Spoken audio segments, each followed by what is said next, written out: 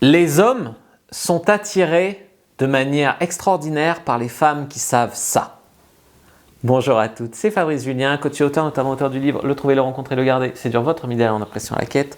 Pouvez-vous le procurer dans la description de la vidéo si ça vous intéresse. Donc dans cette vidéo, je vais parler du challenge, le fait d'être un challenge. Malheureusement, c'est une notion qui est très incomprise, très galvaudée. Pas taper sur les autres coachs, etc. Être un challenge, c'est pas juste ne pas envoyer le premier message ou même ça, peut être des fois contre-productif. C'est pas ça, être un challenge, c'est un bien grand mot. Être un challenge, c'est autre chose. Et je vais vous apprendre à être un challenge d'une bonne manière, d'une manière constructive, qui ne vous oblige pas à jouer des rapports de force à deux ronds avec les mecs.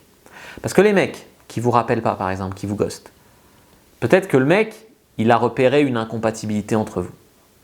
C'est-à-dire que bon, tu le plaisais, tu étais mignonne, ça se passait bien au début, puis que ce soit politique, objectif de vie, valeurs profondes, etc. Il a repéré un truc qui fait qu'il sent que c'est impossible avec toi. Du coup, il met fin à la relation. Je veux dire, c'est normal. Ça évite d'agoniser dans une relation qui de toute manière aurait pris fin. Maintenant, si le mec te ghoste ou s'en va parce qu'il s'emmerde, ou parce qu'il te prend pour acquise, comme diraient certaines, là, ça devient un souci. Voilà d'où l'importance de la notion de challenge. Mais attention, un mec peut aussi te zapper parce que tu fais trop le challenge à deux ronds et il en a marre, ou tu lui parais inaccessible, ou tu lui parais chiante, ou tu lui parais voilà, et du coup il se barre. Donc la notion de challenge, importante, mais à prendre avec des pincettes. Tout de suite, je vous en parle après l'intro. Mais avant de commencer, je vous offre un guide gratuit sur la séduction ainsi qu'une série de conseils gratuits eux aussi par email. Pour les recevoir, si vous êtes intéressé, c'est très simple. Cliquez sur le premier lien dans la description de la vidéo. Si vous êtes motivé, vous le trouverez. Abonnez-vous et activez la cloche parce que si vous ne le faites pas, YouTube ne vous préviendra pas à la sortie des prochaines vidéos et vous allez rater des pépites. Mettez un like pour me faire savoir que vous pensez que cette vidéo est utile et pour que j'en fasse d'autres comme ça ou sur ce thème-là. Si vous pensez que ce contenu est utile, partagez-le en public ou en privé, je comprendrai. Vous pouvez aussi me laisser un commentaire, je les lis tous et j'y répondrai avec grand plaisir. Donc vous avez bien compris que je ne suis pas en train de vous conseiller de jouer la fille impossible à avoir, de jouer la fille qui fait vivre le mec tout le temps des incertitudes, qui prend un malin plaisir, le mec à le déstabiliser, voilà, lui faire sentir qu'il y a d'autres mecs, etc. Comme j'avais dit dans une précédente vidéo, si tu passes ton temps à dire au mec que tu es sur Tinder et qu'il y a plein de mecs qui veulent te voir, je veux dire, c'est pas normal que tu en sois là. Tu peux le faire une fois, mais sinon c'est pas normal, d'accord? En fait, le fait d'être un challenge pour un homme, c'est un effet collatéral. C'est un effet secondaire, on va dire. Parce que, imaginez demain, voilà, je rencontre la femme parfaite. Mais parfaite pour moi. Hein. Je rencontre une nana qui est pas très grande. Moi, j'aime bien les filles pas très grandes, mais bon, j'ai rien contre les filles grandes. Avec des jolis yeux.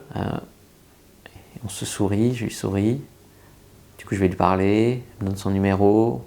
On se revoit, on couche ensemble, c'est le bonheur. Au bout de 3 mois, on se marie, au bout de 6 mois, on a un enfant. Bon, j'accélère, mais voilà. Et c'est parfait.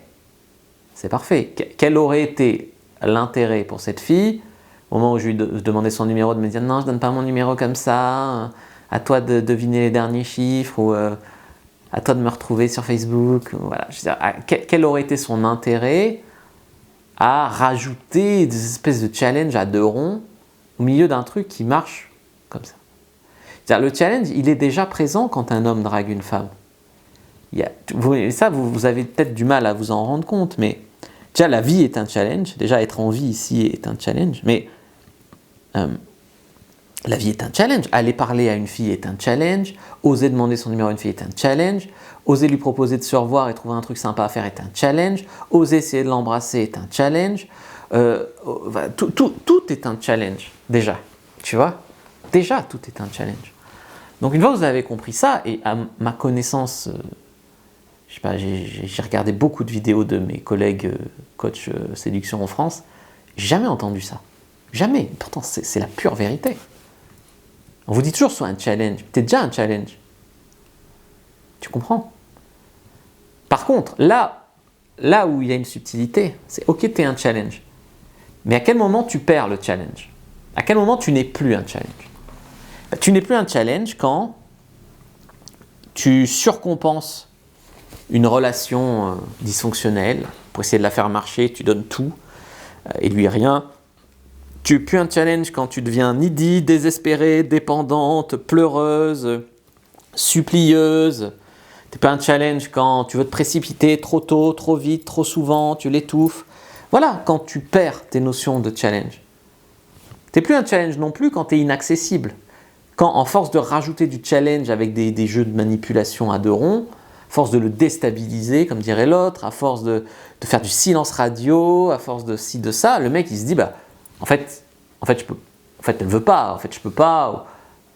Et du coup le mec il s'en va. T'es plus un challenge, mais parce que tu as trop été un challenge aussi, tu vois. Donc ça c'est possible, tu comprends? Donc, bien sûr, moi je te conseille de garder tes limites.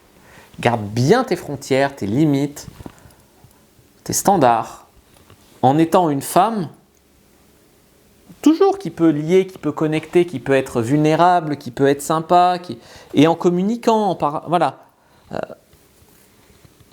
Tu vois, tu peux le challenger en lui disant des choses comme tu peux faire mieux que ça, clin d'œil. Ou c'est bien de me proposer d'aller chez toi ce soir, mais si vraiment tu veux m'avoir, tu me reproposes un rencard sympa ce week-end et tu pourrais être chanceux. C'est une manière d'être un challenge constructive.